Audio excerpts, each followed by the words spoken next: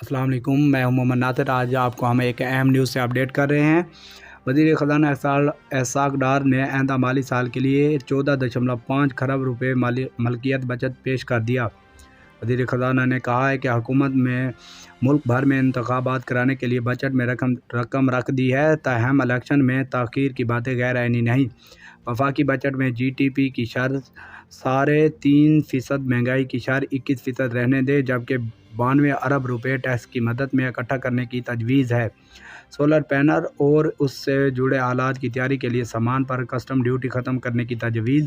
Grade 1 से लेकर 16 तक की सरकारी मुलाजमीन की तनख्वाह 35%, जबकि ग्रेड 17 से लेकर ग्रेड 22 तक मुलाजमीन की तनख्वाह 30% इडहाट रिलीफ अलाउंस की तजवीज़ पेश की गई है। तहरीक इंसाफ ने कहा है कि बजट में बताए गए तमाम हदाफात मंजूर हैं जो हकीकत पर मनी नहीं है। तहरीक इंसाफ के रहनुमा अली मोहम्मद ख़ान को जुडिशनल रिमांड पर जेल भेज दिया गया। अली मोहम्मद ख़ान के वकील नदीम शाह एडवोकेट के मुताबिक अदालत ने हुकूमत एंटी करप्शन के FIR पर अली मोहम्मद ख़ान को जुडिशनल कर दिया है और उन्हें जेल भेज दिया गया है।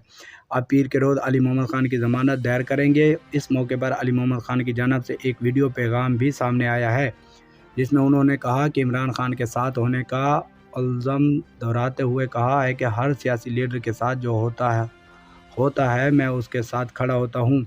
आज तो मेरे हाथ में हथकड़ियाँ हैं, लेकिन जब मियाँ साहब को हथकड़ियाँ पहनाई गईं तो मैं उसके भी खिलाफ था और मेरा इस बात पर बयान है।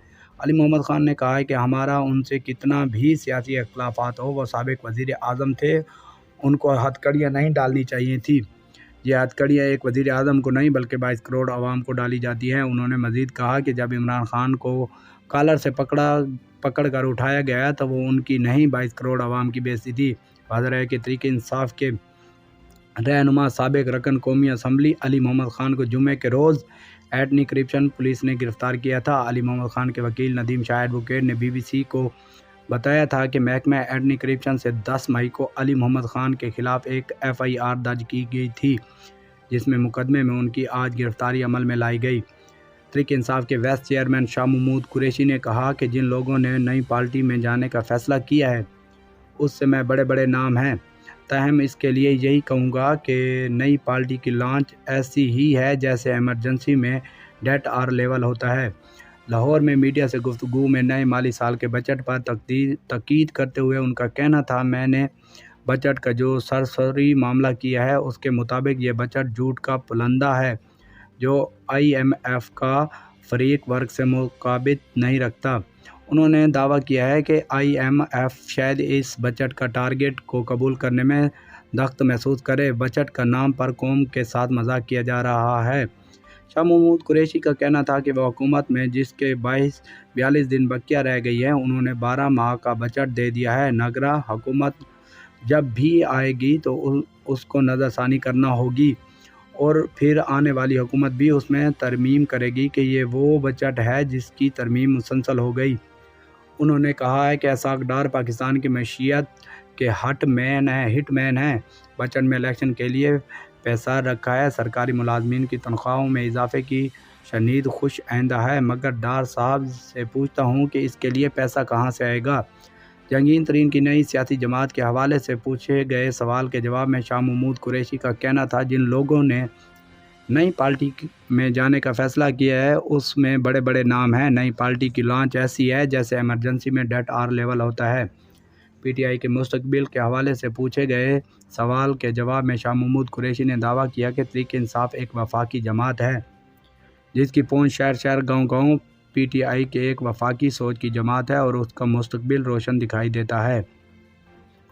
सोसाइटी की जानिब से सुप्रीम कोर्ट से दरख्वास्त की गई है कि अदालत फ़ौजी अदालतों में सिविलियन के मुकदमा चलाने के अमल को गैर आइनी करार दे। आइन के आर्टिकल 184(3) के तहत सुप्रीम कोर्ट में दायर दरख्वास्त में मौक़िफ़ अख्तियार किया गया। 9 मई के वाक़यात में मुवल्लिस मुल्ज़मान के ट्रायल फ़ौजी अदालतों में चलाना आर्मी एक्ट और ऑफिशियल सीक्रेट एक्ट के खिलाफ वर्जी है। दरख्वास्त में कहा गया है कि मिलिट्री कोर्ट्स में सिविलियंस के मुकदमा चलाने के लिए गाइडलाइन बनने तक ट्रायल रोकने का हुक्म दे दिया गया। जब तक मिलिट्री कोर्ट्स में फेयर ट्रायल और किसी आज़ाद अदालत में अपील का हक़ देने के लिए कानून साजी नहीं हो जाती, मिलिट्री कोर्ट्स में कार्रवाई रोकने का हुक्म दे दिया है। درخواست میں کہا گیا ہے کہ فیئر ٹرائل اصول کے تحت ملٹری کورٹس میں چلانے والے مقدمات فوجداری عدالتوں میں بھیجنے کا حکم دے دیا جائے۔ درخواست میں یہ بھی کہا گیا ہے کہ عدالت آرٹیکل 245 کے تحت وفاق، پنجاب، خیبر پختونخوا اور بلوچستان میں فوج طلب کرنے کا نوٹیفیکیشن لاعدم قرار دے اور اطاعت عدالت نے خفیہ ایجنسی کے ذریعے سیاسی ورکرز کی گرفتاریوں کو غیر آئینی قرار دے۔ اس درخواست میں وفاقی حکومت، وزارت داخلہ، وزارت دفاع کے علاوہ پنجاب، خیبر پختونخوا اور بلوچستان کی حکومتوں کو بھی فریق بنایا گیا ہے۔ مردان کے ایک قومی انسداد دہشت گردی عدالت نے 9 مئی کے واقعات کے مقدمے میں پاکستان تحریک انصاف کے 125 کارکنوں کی ضمانت توثیق کر دی ہے۔ اس مقدمے میں 129 کارکنوں کی ضمانت کی درخواست دائر کی گئی تھی۔ جمعے کے دن کیس سماعت ہوا تو عدالت نے 4 کارکنوں کی ضمانت درخواست مسترد کرتے ہوئے 125 کارکنوں کی ضمانت توثیق کر دی۔ اسحاق ڈار نے مزید کہا ہے کہ حکومت کابینہ کی حد تک ملک میں انتخابات کرانے کے لیے رقم بجٹ رکھ دے گی، جس کا مطلب یہ ہے کہ الیکشن وقت پر ہونے چاہیے۔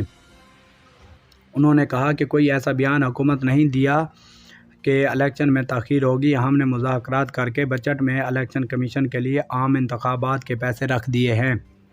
ہمارے اتحادیوں کی بات کرنے کا حق ہے۔ انہوں نے کوئی غیر آئینی بات نہیں کی۔ اگر 2 پارٹیوں کے رہنما ایسا کہے ہیں تو ہم اس بات کو کریں گے۔ ان کا کہنا ہے کہ الیکشن میں تاخیر کی باتیں غیر آئینی نہیں اور آئین میں اس کی گنجائش ہے۔ اتحادیوں کا حق ہے، ہم انہیں ڈکیٹ نہیں کر سکتے۔ انہوں نے کوئی غیر آئینی بات نہیں کی۔ آپ کے آئین میں ہے، اگر خدا خواستہ مطالبہ شوق لاگو ہوتی ہے تو میں کسی کو ڈکیٹ نہیں کر سکتا۔ وزیر خزانہ اسحاق ڈار نے کہا ہے کہ IMF پروگرام کی بحالی کے لیے سبسڈی نہ دینے پر بات چیت ہوئی تھی اور رواں بجٹ میں 1034 ارب روپے کی سپینڈ رقم کی گئی ہے، جس میں پاور سیکٹر کے لیے 900 ارب روپے مختص کیے گئے ہیں۔ انہوں نے بجٹ کے بعد پریس کانفرنس میں بتایا کہ دفعی بجٹ میں GDP کا 1.7% حصہ ہے۔ ان کا کہنا تھا کہ خوردنی تیل کی آمد پر سیلز ٹیکس ختم کرنے کے اطلاعات درست نہیں ہیں۔ وزیر خزانہ نے واضح کیا ہے کہ آمد پر سپری ٹیکس سوچ سمجھ کر لائے ہیں، جبکہ بجٹ اسکیم 1 جولائی سے لاگو ہوگی۔ ان کا دعویٰ ہے کہ صرف 200 ارب روپے کے نئے ٹیکس لگائے گئے، 9200 ارب روپے کا ٹیکس ہدف رکھا گیا ہے۔ 200 ارب میں 175 ارب ڈائریکٹ ٹیکس ہے۔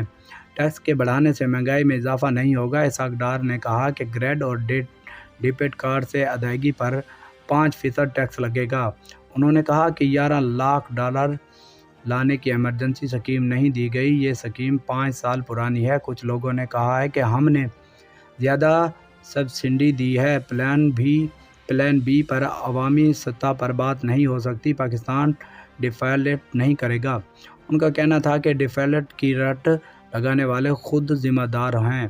وہ کہتے ہیں کہ ایئرپورٹس کی نجکاری کے لیے کام ہو رہا ہے، ادھار ریفل تنخواہوں پر دیا گیا اور اس کا اطلاع الاؤنس پر نہیں ہوتا۔ بجٹ کو حکومتی شکل دے کر کاروباری طبقے کے تفصیلات دور کریں گے۔ اسحاق ڈار نے کہا نواز شریف بجٹ سے خوش نہ ہوتے تو کم از کم مجھے فون آ جاتا۔ تحریک انصاف کے رہنما اسد عمر کے خلاف دفعہ 144 کے خلاف ورزی مقدمے میں اسلام آباد کی ڈسٹرکٹ اینڈ سیشن عدالت سے درخواست ضمانت پر فیصلہ محفوظ کر لیا ہے۔ تھانہ مارگلہ میں درج مقدمے میں درخواست ضمانت پر سماعت کے دوران اسد عمر اپنے وکیل سردار مصروف خان کے ہمراہ ایڈیشنل سیشن جج کے سکندر خان کے عدالت میں پیش ہوئے۔ دلائل دیتے ہوئے ان کے وکیل نے کہا ہے کہ اسد عمر نے تحریر کی نہ اسد عمر کی ویڈیو موجود ہے۔ اسد عمر کے خلاف F9 پارک میں PTI ریلی میں موجودگی کا ثبوت ہی نہیں۔ اسد عمر کے خلاف جھوٹ پر مبنی مقدمہ بنایا گیا ہے۔ تاہم پراسیکیوٹر کا کہنا تھا کہ اسد عمر کے خلاف ناقابل ضمانت دفاع کے مقدمات میں درج ہے۔ جو سکندر خان نے استفسار کیا ہے کہ وہ اسد عمر کی موجودگی کو کیسے ثابت کریں گے، جس پر پروسیکیوٹر نے کہا ہے کہ ماضی میں کوئی واقعہ ہو سکتا ہے جس سے اسد عمر کے خلاف مقدمہ درج کیا گیا ہو۔ جج سکندر خان نے ریمارکس دیتے ہوئے آپ کی دلائل نہیں دے رہے، تحریر کر رہے ہیں۔ ایک عورت 7 ماہ جیل میں رہی، فیرنز پر بے گناہ ثابت ہوئی، اسد عمر کی بات نہیں کر رہا، عام شہری کی بات کر رہے ہیں۔ مقدمے میں نامزد کرنے کے لیے تو کوئی بھی نام ڈال دیا جاتا ہے۔ جج نے ریمارکس دے کہ کارکنوں کو Asad Umar chairman P T I کے ساتھ سیلفی لینے آ سکتے ہیں۔ جج سکندر خان نے استفسار کیا کہ اسد عمر کا جرم میں کردار کیا ہے۔ پروسیکیوٹر نے کہا کہ اسد عمر کا تحریر میں کوئی کردار نہیں ہے۔ سماعت کے دوران اسد عمر نے کہا کہ سیاستدان جگہ پر موجود ہو اور تقریر نہ کرے، ایسا ہو ہی نہیں سکتا۔ جج نے پروسیکیوٹر سے پوچھا، کیا اسد عمر کی وجہ سے املاک کو نقصان پہنچا، گملے ٹوٹے؟ پروسیکیوٹر نے جواب دیا کہ اسد عمر نے املاک کو نقصان نہیں پہنچایا۔ جج سکندر نے کہا کہ اسد عمر کی درخواست ضمانت پر فیصلہ محفوظ کر لیا۔ عدالت کا کہنا ہے کہ یہ فیصلہ 19 جون تک سنایا جائے گا۔ وزیر اعظم شہباز شریف نے کہا ہے کہ معاشی ترقی اور ضروریات اصلاحات کے لیے سیاسی استحکام ضروری ہے۔ سوشل میڈیا پر جاری ایک بیان انہوں نے کہا ہے کہ منشیات کو اصلاحات کی ضرورت ہے جو سیاسی طور پر مستحکم ماحول ہے جا سکتی ہے، کیونکہ معاشی ترقی سیاسی استحکام سے جڑی ہے۔ ان کا کہنا تھا کہ ترقی کرنے کے لیے سیاسی جماعتوں کو چارٹر آف اکنامی طے کرنا ہوگا۔ وفاقی بجٹ کے بارے میں بات کرتے ہوئے شہباز شریف کا کہنا تھا کہ حالیہ مشکلات کے پیش نظر، جن میں سیلاب، عالمی رسد کی فراہمی میں رکاوٹیں اور جیو اسٹریٹجک مسائل شامل تھے، بجٹ کی تیاری کافی مشکل کام میں آتے ہیں۔ انہوں نے کہا کہ یہ بجٹ ملک کی معیشت کے درپیش مسائل کو حل کی جانب سے آغاز ہے۔ مہنگائی کے بارے میں ان کا کہنا تھا کہ اسی وجہ سے تنخواہوں اور پنشن میں اضافہ کیا گیا۔ شہباز شریف نے کہا کہ موجودہ حالات میں اس سے بہتر بجٹ پیش کرنا ممکن تھا جس میں کوئی نیا ٹیکس لاگو نہیں کیا گیا۔ تحریک انصاف کے سابق رہنما، خیبر پختونخوا کے سابق وزیر اعلیٰ پرویز خٹک نے واضح کیا ہے کہ ان کا کسی اور سیاسی جماعت میں شمولیت اختیار کرنے کا ارادہ نہیں۔ سوشل میڈیا پر جاری ایک بیان میں انہوں نے کہا ہے کہ میری جہانگیر ترین سے کوئی ملاقات نہیں ہوئی۔ واضح ہے کہ پرویز خٹک نے حال ہی میں پارٹی عہدہ چھوڑنے کا اعلان کیا تھا۔ ان کی اس پریس کانفرنس سے پہلے P T I chairman Imran Khan نے اپنی ایک ٹویٹ میں بتایا تھا کہ پرویز خٹک اور اسد قیصر مذاکرات کے نام پر ایجنسیوں سے ملنے گئے تھے، وہاں ان کو نظر بند کیا گیا اور ان سے پارٹی چھوڑنے کا اعلان پر اصرار کیا جا رہا تھا۔ پرویز خٹک نے اپنے بیان میں کہا کہ ان کے بارے میں میڈیا میں چلنے والی خبریں بالکل غلط ہیں۔ آج کے لیے اتنا ہی کافی، ملتے ہیں اگلی نیوز اپ ڈیٹ پہ۔ شکریہ، ہمارے چینل کو لائک اور سبسکرائب ضرور کر دیں تاکہ آنے والی آگے نیوز اپ ڈیٹ میں آپ کو آگاہ کر سکوں۔